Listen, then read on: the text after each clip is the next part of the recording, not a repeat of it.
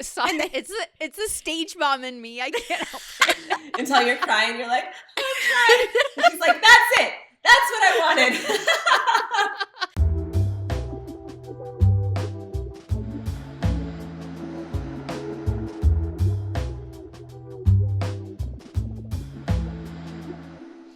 Hello and welcome to Frequency Broads. I am Tara. And I am Victoria. I'm so excited you're here today. We have Jocelyn Steury, who we've mentioned on many of past podcasts because she is our dear friend, mentor, and just, I think, the sweetest soul I've ever met. So welcome, Jocelyn. Oh, what an intro. Thank you. I'm seriously so stoked to be here with both of you. Can you tell us a little bit about the work that you're doing for your Living Embodiment? Yeah. I bring people together to offer transformative movement experiences, and we use somatic centering, we use dance medicine, we use mindful ritual and poetic invocation to generate a powerful alliance between body, mind, and spirit. All right. I feel like I see and hear the word embodiment all the time now. And I love that it is trending and is getting us more into our bodies. But can you tell us what embodiment means? Yeah, I'm glad that you noted that. It's definitely a super big buzzword, and I see it everywhere as well, which both makes me feel happy that we're using this word and we're obviously becoming more and more collectively aware of the power and the potency of these vessels and this human incarnation in these vessels. But in terms of what it means, I think it's almost a contentious subject in some ways, because it's charged and it means different things to different people. So to me, I look at it on a couple different levels. Embodiment means both just what we're all already doing all the time, because we are incarnate. We are here, embodied, right? This is the embodied experience. And as we deepen our attention to that embodied experience, we come into a more cohesive alliance with all of our tools, which include our senses and these amazing physical vessels. So when I work with embodiment, I think about that to me means working with really bringing all of our sense faculties alive and reckoning with whatever disavowalment of the body we may have previously had, which we all receive in different ways, especially through some pretty intense societal and even cultural programming, right? This idea that our bodies are unsafe, our bodies are dangerous, our bodies are disgusting. The list goes on and on. And so I believe that our bodies are actually our greatest allies and these incredible sources of wisdom. And they're entirely meant to be worked with in a deeply loving relationship. And so undoing that programming isn't easy, and we need each other to do that. And we need our senses, and we need these amazing modalities that we have that awaken us to our bodies, such as dance. So yeah, I think of embodiment as really standing in the center of our birthright as human beings, to be in our bodies, right? And then we can be the embodiment of different things, the embodiment of love, or we can fully embody our wisdom, which means that we just show up and it offers through us. It's embodied, right? It integrates through every level of our being.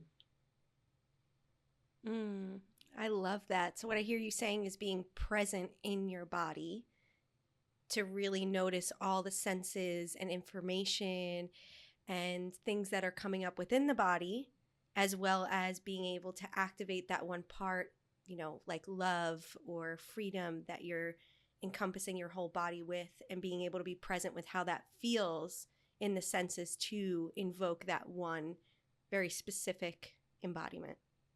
Yeah, absolutely. And bringing the body along as part of the conversation, right? So instead of just using the mind or the intellect or all of these different facets of our being that certainly have something to contribute, but also bringing the body into the conversation and knowing that our body also senses and understands what to do and has its own unique way of communicating that. So how intimately can we learn the language of our body and our instincts so that can be an equal part of any conversation that we're having with the world around us or a decision that we're making. I feel just absolutely hypnotized by your beautiful words. In addition to being an embodiment mentor and somatic ritual sorceress, which I love those titles so much. Jocelyn is a beautiful poet. What you just spoke about, I feel like, is such a perfect embodiment or portrayal of a transmission. And the way that you use your words is so potent and so deeply healing. I just wanted to give a shout out to how beautiful your words are, Jocelyn. Thank you. And it's a really challenging expression for me personally. And this podcast has taught me, right?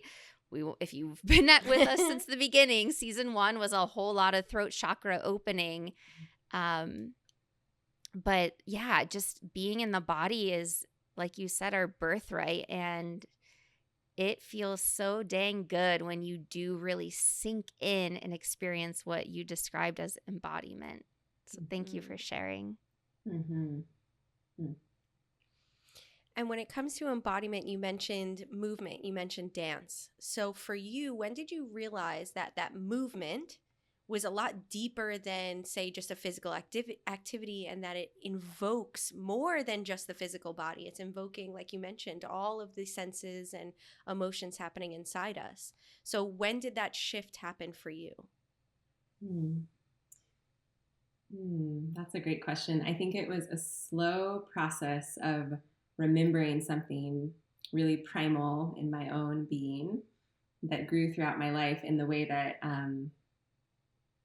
sometimes what we're most afraid of or insecure about is where the deepest medicine is, or even where our own deepest medicine is. So I grew up really wanting to dance and studying dance, but being also really restrained by the genres I chose, which were ballet, which was beautiful, but just never quite felt like the ticket for my body, but something in it called to me. And I think it was the understanding that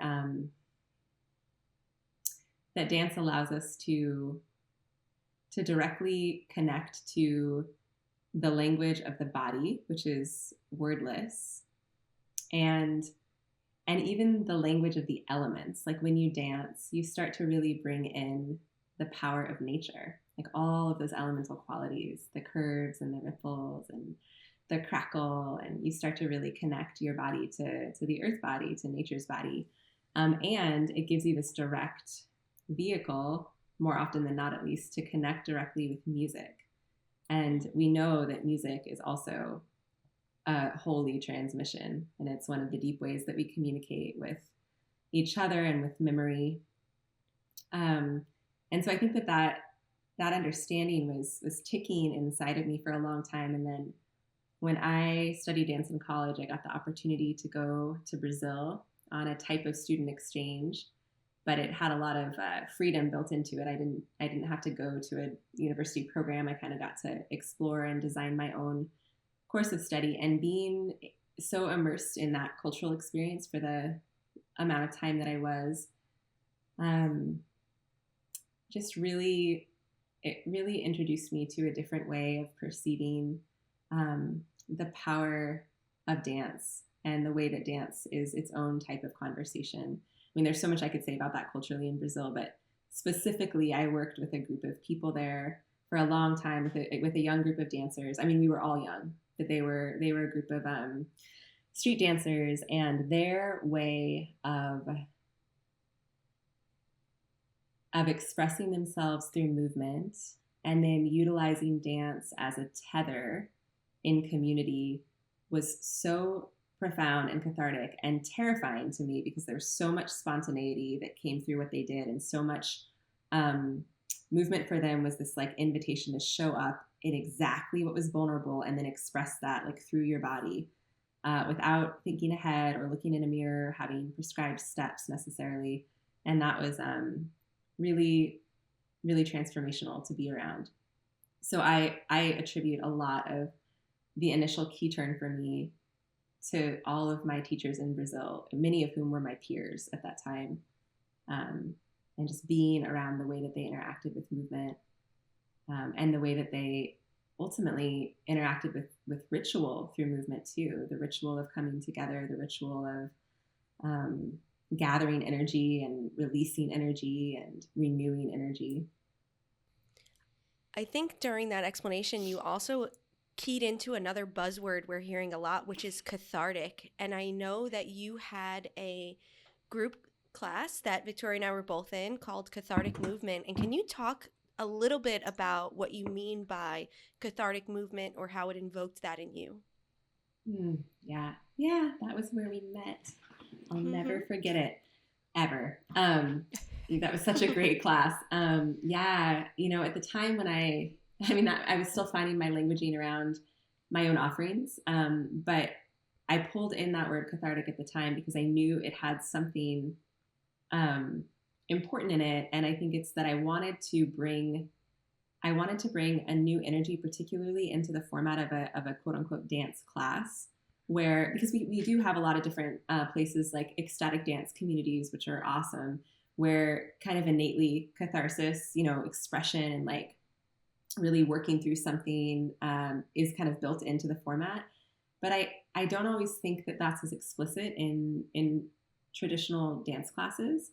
And I've been for a long time really wanting to create a dance class format that could bring in some of the traditional structural elements that are really helpful in dance classes, like the repetition and even the sequencing, but with this underlying intention that we're here to create transformation together and to let the movement and the rhythm and the present state of whatever we're bringing to the class in that moment actually generate a cathartic experience of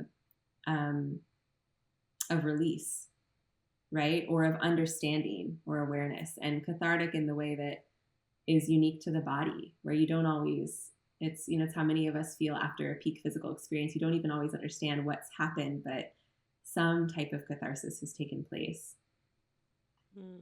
That answer just gave me chills. Because we know how good it feels to walk out of her class. I'm just so appreciative that Tara and I got to experience, totally lost my train of thought. Cathartic movement? Oh. A small little class together. I know, it was a very intimate, precious class that I feel like was kind of the birthplace of Tara and I connecting energetically and trying to figure out what to do with our gifts and how we could support each other and sharing our gifts with the world. And I'm actually reflecting back to just how different my life was when I started your class, and how much transformation happened when I started to move what was stagnant and stuck in me for so long and give myself permission to sink deeper into my vessel and feel safe. And safety is something that I've struggled with for a long time. And just feel safe within your body. It changes everything. Your thought process, the way your body metabolizes, your perception of things. It's so profound. So I think the other thing that I'd like to note is just the shame and guilt that you held space for us to transmute and transform and release. It is not an easy job to hold a container, but then also lead people energetically. And it's just so admirable that you're able to just naturally kind of step into this role of holding space and kind of like being this vessel within a vessel, if you will.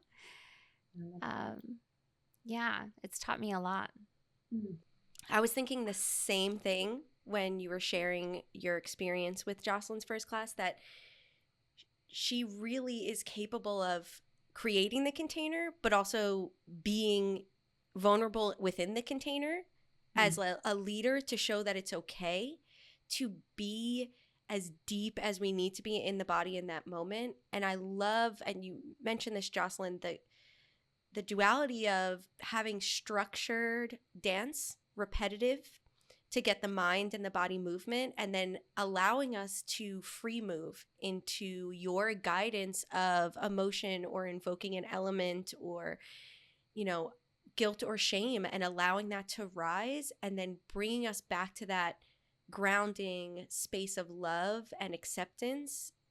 It really was transformative, and it was the catalyst for Victoria and I doing all that we're doing now, because you helped us tap into that one channel together, the three of us. So I'm very grateful for that. That's so meaningful to hear that. Thank you. And just to explain a little bit more about what free movement is real quick, because it's such a juicy little thing that we all shared together. And it's something Jocelyn will often facilitate in her classes. And she turns off the lights. Sometimes we're in rooms with windows and there's like a little bit of shadow play, which is fun. But she plays a really good song or two, and you just like move however your body feels called. And you're in the dark and you're already, in the class for 45 minutes with the people you're sharing the space with. So you feel a little bit more comfortable, and you just let your body move however it feels like moving. And just to take 5 minutes a day, or even Friday night's my night to stand in front of my mirror because it's my date night with me. And I always practice this free form Friday nights, baby. And it just, expression is such a valuable tool in practicing your embodiment, in sinking deeper. And it does take practice. It feels really freaking uncomfortable at first. And so it just is this container of vulnerability and sexiness, and it makes me want to just like get up, and I'm looking forward to my date night with me later. I love that. Yeah, it is 100%. I think one of the most revolutionary things we can do is actually take the time and the space to commune with good music, in groups for sure, and also by ourselves, and actually let our body commune with that music, right? Because, there's hardly anybody who would say that they don't appreciate music. We have such a deep and alive relationship with it for a reason, because it's this elixir, and it's alchemical.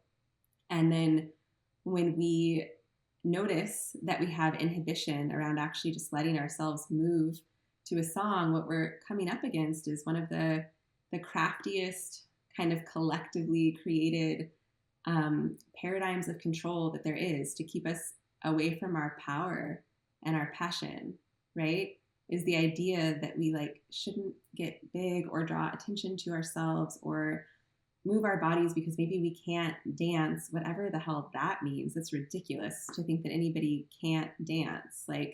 We're born to move, and you see that if you watch a baby and the way that they move around, or a toddler, right? And so it's really a cause for celebration when we take the time and the risk to come into spaces either in well-held groups or by ourselves with music, and take the time to move our body. And then when we hit that edge of oh God, I feel really embarrassed, or I feel shame all of a sudden, or I feel really vulnerable, then great, celebrate that, because that means that you're coming up against the program of control that has tried to keep you from coming into your full, magnificent, embodied power and awareness, And I think when you allow us as a group to commune to one song together, right, in that free movement, in the dark, we all connect in our own way, and then you have everyone sit and share. And it's this interesting space to learn how to take up space in your own body, but then to take up space in a group and allow yourself to be vulnerable and to share yourself. And it's interesting to see that we may all be in different phases of our lives, but when we all commune to that one song, it invokes very similar emotion in all of us. So it makes you feel a lot less alone, where in that moment it may feel rigid or hard or uncomfortable to work through. And then you hear others are having that same experience, or, oh, I cried during this song, and you're like, oh, we're in this together.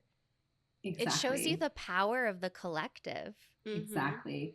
And you two have heard me say this a bazillion times, but it's so worth repeating because it relates exactly to what you're talking about. But one of my favorite quotes by a friend of mine and mentor is, when we feel like we can't hold it all together, it's because we're meant to hold it all together, right? Just a different emphasis in that phrase.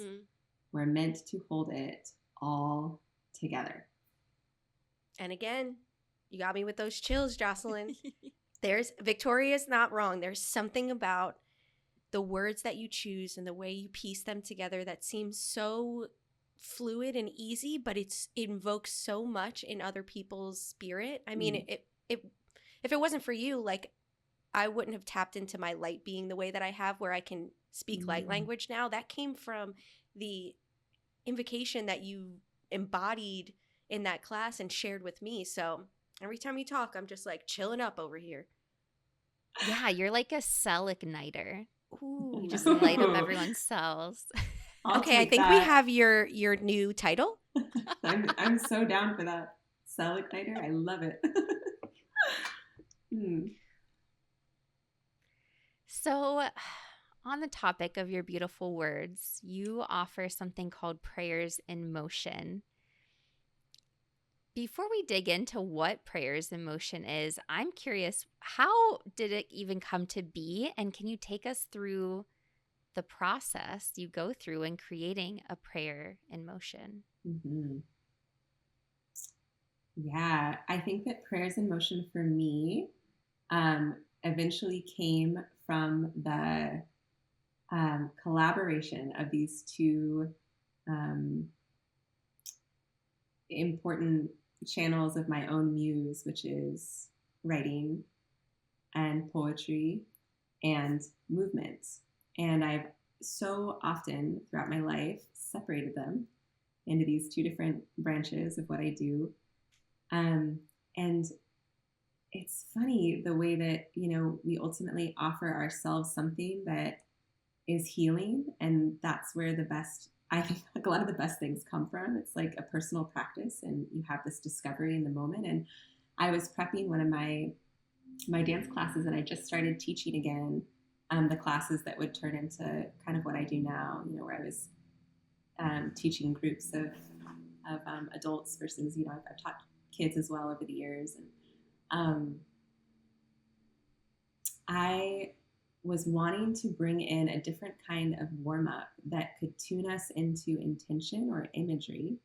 And as I was moving through some really slow and kind of symbolic movement, I just began speaking. Like, I heard these words in my head and I just began speaking, and I found it really soothing to bring the words in. And at first I thought that I was just clarifying the intention of the movement for myself. And then after I moved through it a few times, I was like, oh, no, I think the words are supposed to be a part of that. All right. And then as we do sometimes with things that are just like really come from that wonderful divine place in us that is us and isn't us at the same time, we kind of hold it lightly. It was like, yeah, I think I'll try that out. And then as soon as I shared it in a group, it was just this beautiful affirmation from the universe of understanding, like, oh yeah, that's potent. I think I need to put more energy there. Yeah. So for those who don't know, could you describe a little bit in detail what a prayer in motion might look like if they were taking a class with you? Yeah, absolutely. So a prayer in motion is a spoken invocation, which can sound sometimes like a poem or a prayer, more or less. It's that's why I like the word invocation as well. A spoken invocation that is set to a specific sequence of movements. And so generally I'll bring the invocation in first after we've done some movement and people are just feeling into their own somatic center, and so that we can receive the words. And then we'll learn the generally simple sequence of movements that, have kind of the flow state that you get into with them has kind of a Tai Chi quality to it. They're intended to move slowly, and they're held by what I refer to as the sway, which is a motion that we get into in our own body to generate our cellular memory of the womb space and the energy of water. And then most often, I'll just hold the invocation by repeating the words as we move through the sequence of, the series of movements. But sometimes, depending on the offering or the familiarity with the invocation, participants will know the words too, and they can also bring their own voice to it. And there's power in both. It can be really powerful to let somebody just hold the space of those words for you while you feel into the movements and the vessels that the movements can be to contain and to deepen your experience of those words, or hearing your own voice speak them as well. And multitasking that with your movement can be really powerful, I think, for the body and the brain. Something I know I really love. Well, now you got me swaying because I'm thinking I know, about me it too. But something that I love is when you introduce the new prayer in motion, you give us the words without the movement first. And I love being able to sit in those words and see the imagery because it connects us into this channel that, I'll be seeing like flowers blossoming or this or that. And then the movements you're doing, I'm like, oh my God, yeah, like we're on the same page. But then at the end, it's no words, just movement. And I like the flow from, one to the other with them combined in the center there. And it really does invoke such a beautiful communion with whatever it is we're trying to call in or cultivate in the body. And I know right now I'm in your writing course, which I'm obsessed. It's amazing to teach how to create that invocation, the words. And, I love being able to come up with my own movement to go with that. Something that really sticks out to me in that class is the fact that you have us like really just meditate or tone into one theme or one place on the earth and just free write about that before pulling out the important words. Because as everybody who's ever listened to us knows, I journal like a freaking pack rat, and to be able to pull out the potency of that. And I think it's something that I feel like you do so automatically in the way that you speak instead of having all of this information. It's so potent in what you're trying to get across. Never mind that you have this gorgeous, for those who are not watching, gorgeous eyes that are just like deep into your soul. You hold that eye contact as you share your words, and it's just movement or not, like you are invoking so much with your prayer in motion. And ladies and gentlemen, this is what embodiment looks like and feels like. Your eyes are really something. You're like a ancient Egyptian cat with like jeweled eyes. Oh, That's yes. how I picture you energetically. So many new titles. So many new titles today. Ancient Egyptian cat should maybe just be the only one from now on. Take everything else away. What do you do? Ancient Egyptian cat is what I do. You just have to experience it. I mean, I think that's really true though. We can talk all like about the work that you do, but even when I'm practicing it at home, like, yeah, I'm feeling it, but there is nothing like working with you. There is nothing like being in the space with specifically you, because it's the energy and container that you hold is like no other. Thank you. I love that you brought up the writing class, Tara, because what I'm loving about that particular course, which that one's called The Art of Invocation, is that as much as I love bringing in the invocations, like opening my own channel and bringing in the invocations that come through that are ultimately, again, it's me and it's not me. It's like coming through for the group. It's right.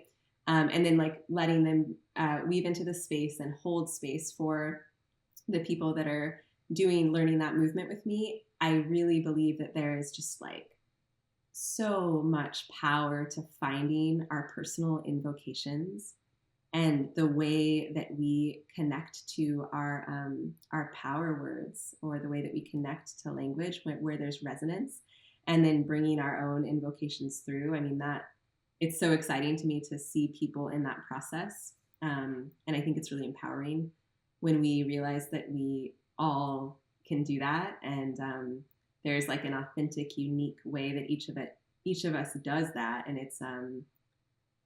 it's really important to discover like what is exactly your path to prayer, right? And prayer in the general sense, like what is your prayer language?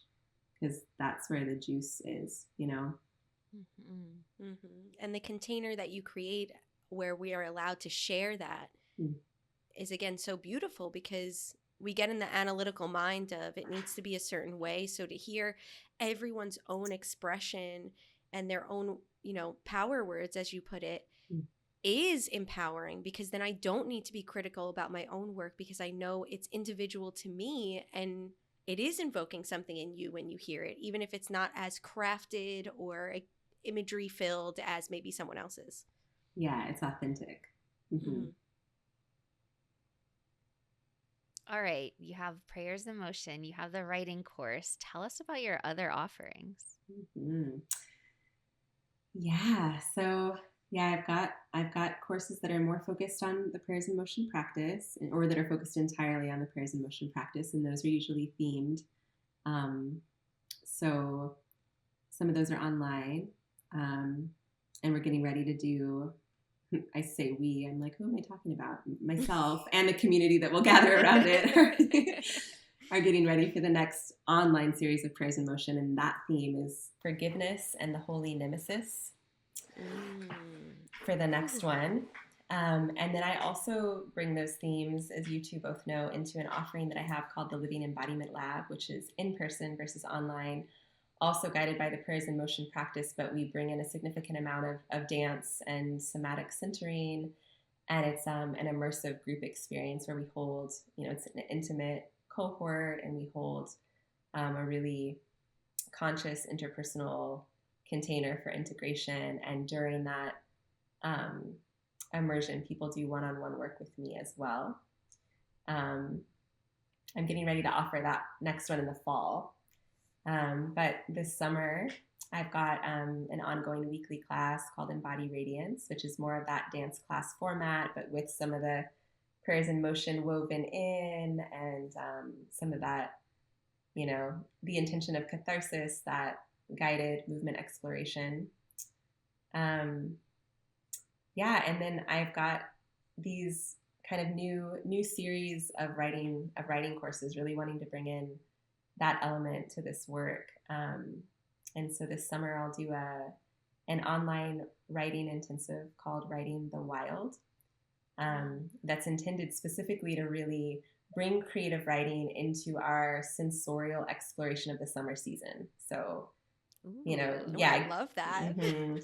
And into the senses and the animal body, and just bringing mind and body together for that adventure. So even though we'll meet online for the number of sessions that we do, getting us actually away from our computer in terms of the invitations of the class itself, which is the way that I would want to do a summer writing experience for sure.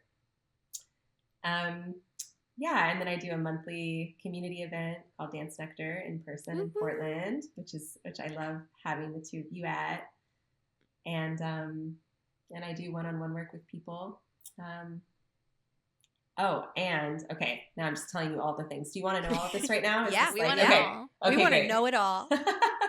I'm going to do a week-long intensive this summer, in person, dance-based, called Roots, Hips, and Heart, or Root, Hips, and Heart.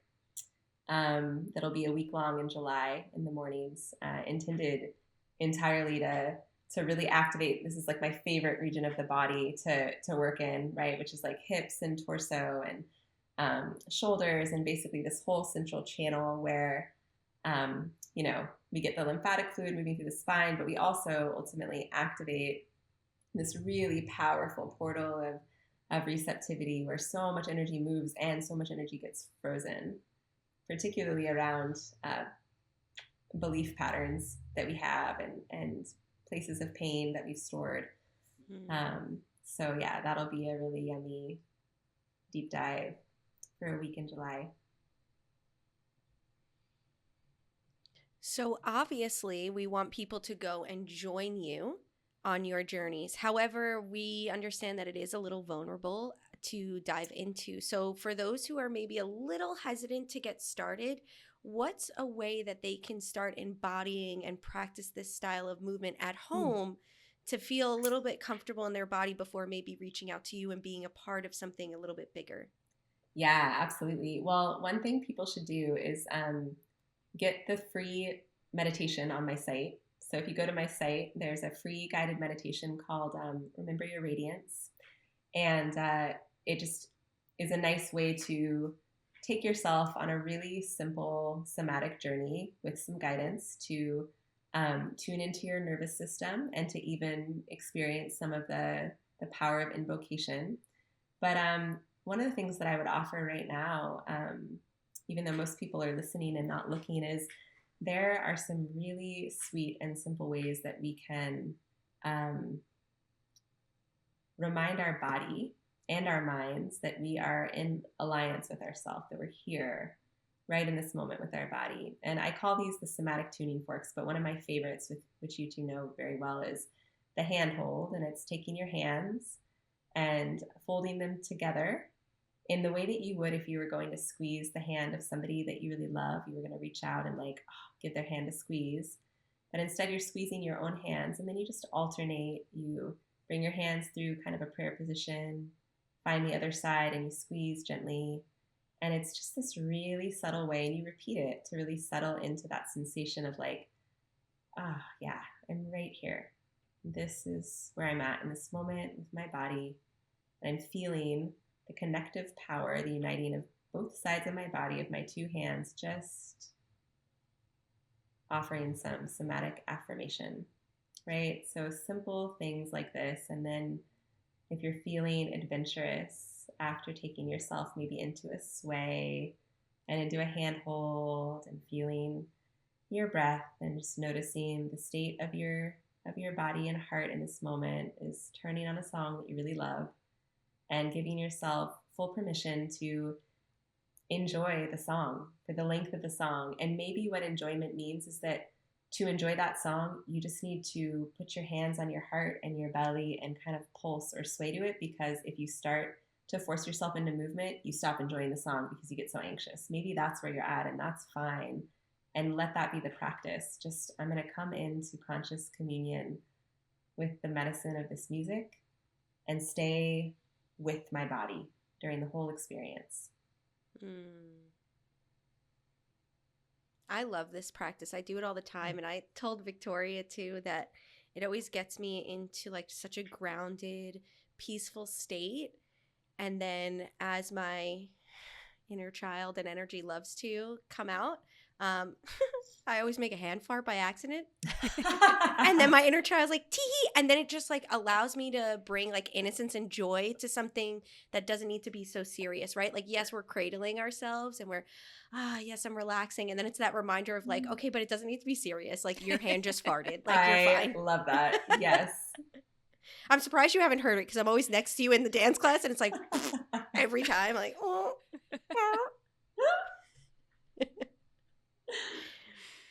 I'm happy to offer a closing prayer or invocation if you want it. I don't know. I was going to ask, but I didn't want to put you on the spot. I was going to be can you do a prayer motion ready with us? Yeah. I would love that. Yeah, sounds good. My whole body's yes. Okay. So since we're not in a big open space together, if you're listening, you can take your hands and you can either bring them into a handhold or you can put them on your heart and your belly. And you can even bring yourself into a really gentle upper body sway if you want.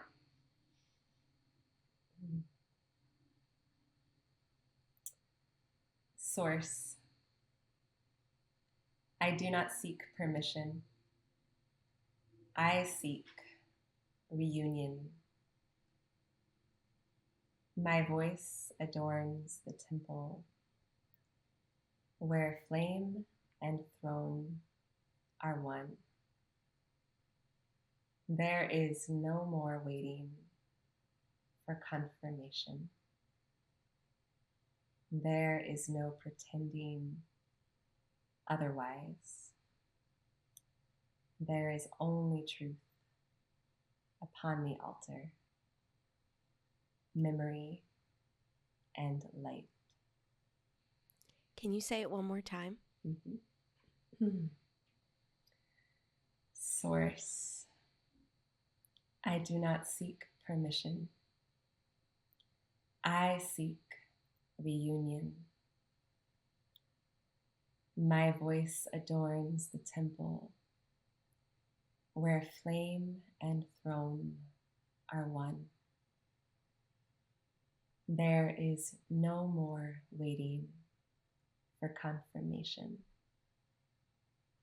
There is no pretending otherwise. There is only truth upon the altar, memory and light.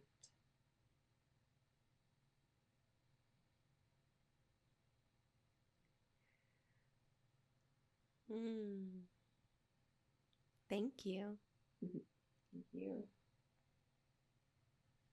It was such a pleasure and honor to have you here today, Jocelyn. If you're interested in checking out Jocelyn's offerings, there are links below. You can also check out livingembodiment.co. Well, thank you so much, Jocelyn. I Thank hope you that both. people could really feel your medicine in your words, because I know that I did from where I'm at. I love you both so much. Thank you so much for having me. You're incredible. I love you. Amazing, powerful, beautiful gift givers. We love you too.